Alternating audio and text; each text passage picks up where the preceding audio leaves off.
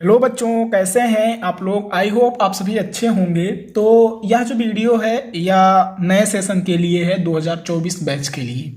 तो हम class 10th science में चैप्टर 1 रासायनिक अपक्रियाएं एवं समीकरण पढ़ रहे थे।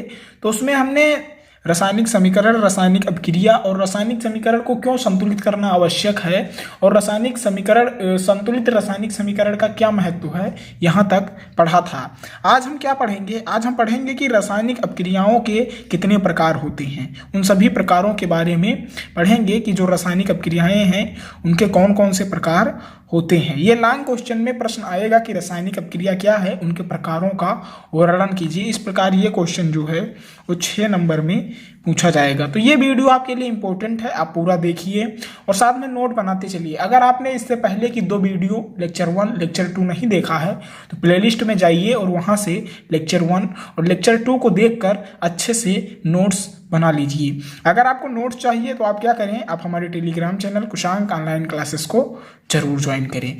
तो आइए देखते हैं हम रासायनिक अपक्रियाओं के प्रकार के बारे में। तो रासायनिक अपक्रियाओं के जो प्रकार हैं वो 4 प्रकार के मुख्यतः हैं। पहली जो है वह संयोजन अपक्रिया, दूसरी वियोजन अपक्रिया और तीसरी विस्थापन अपक्रिया और चौथी द्विविस्थापन अपक्रिया। हम एक एक के बारे में डिटेल से पढ़ेंगे। तो हम देखते हैं सबसे पहले संयोजन अपक्रिया क्या है।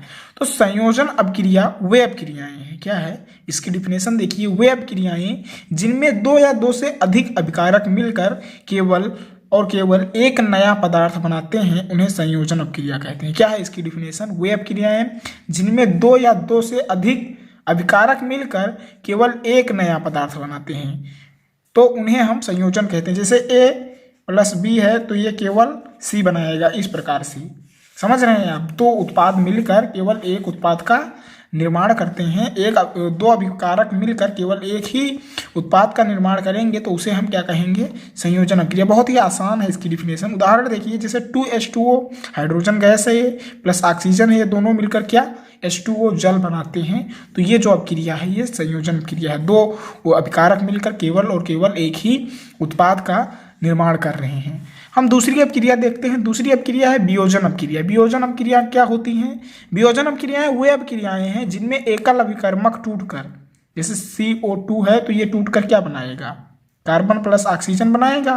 तो ठीक यही प्रकार जैसे केवल एक अभिकारक टूट करके टूटेगा तो क्या बनाएगा? कार्बन प्लस ऑक्सीजन ही तो बनाएगा। एक से अधिक उत्पाद में, मतलब 2 उत्पाद में CO2 था जो वो 2 उत्पाद में टूट गए, एक कार्बन में और एक ऑक्सीजन में। इस प्रकार 2 उत्पाद में टूट गए। तो यही परिभाषा है कि वे अपक्रियाएं जिनमें एकल अभिकारक टूटकर एक से अधिक उत्पाद बनाते हैं। जैसे CaCO3 है तो ये किस में बदल गया? ये कैल्शियम कार्बोनेट है तो जब हम इसको गर्म करेंगे उष्मा में तो ये CaO + CO2 बनाएगा। तो ये केवल एकल अभिकारक ही है और ये कितने उत्पाद में टूट रहा है? एक से अधिक उत्पाद में टूट रहा है। तो ये जो अपक्रिया है वो वियोजन अपक्रिया कहलाएगी। अब हम विस्थापन अपक्रिया के बारे में बात कर रहे हैं। तो विस्थापन अपक्रिया क्या है? वे अपक्रियाएं जिनमें किसी यौगिक के एक परमाणु या परमाणुओं के समूह, ध्यान से समझिएगा, वे अपक्रियाएं जिनमें किसी यौगिक के परमाणु या परमाणुओं के समूह क्या होता है, एक स्थान पर अन्य परमाणु या परमाणुओं का समूह जुड़ जाता है।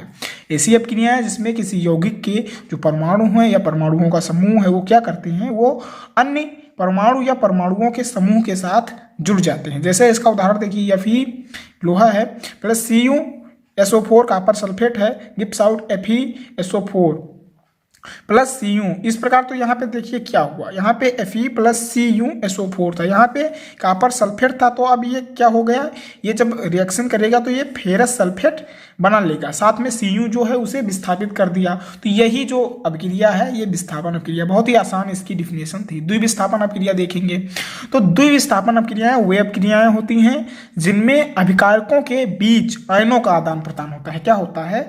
जो द्विविस्थापन अपक्रियाएं होती हैं वे अपक्रियाएं होती हैं जिनमें अभिकारकों के बीच क्या होता है, आयनों का आदान प्रदान होता है। उन्हें हम द्विविस्थापन अपक्रियाएं कहते हैं। जैसे AgNO3 + NaCl गिव्स आउट क्या बनाएगा? AgCl + NaNO3। तो ये जो अपक्रिया है ये किसकी उदाहरण है, ये द्विविस्थापन अपक्रिया की उदाहरण है। तो आज हमने क्या देखा, आज हमने रासायनिक अपक्रियाओं के प्रकार देखे। रासायनिक अपक्रियाएं मुख्यतः 4 प्रकार की होती हैं। पहली संयोजन अपक्रिया, वियोजन अपक्रिया, विस्थापन अपक्रिया और द्विविस्थापन अपक्रिया। तो हमने इन चारों की डिफिनेशन को डिस्कस किया है। ये टॉपिक जो है वो बहुत ही इंपॉर्टेंट है, आप इसे जरूर तैयार कीजिए, नोट्स बनाते चलिए ताकि एग्जाम के समय आप उसे पढ़कर अच्छे से समझ पाएं। अभी से तैयारी करना स्टार्ट कर दीजिए अगर आप 95+ स्कोर करना चाहते हैं। अगर आपको यह वीडियो अच्छी लगी तो अपने दोस्तों के साथ भी शेयर कीजिए और उन्हें भी बताइए कि यहाँ पर क्लास 10th की फुल तैयारी कराई जाती है। तो फिर मिलते हैं अगले वीडियो में, तब तक के लिए धन्यवाद।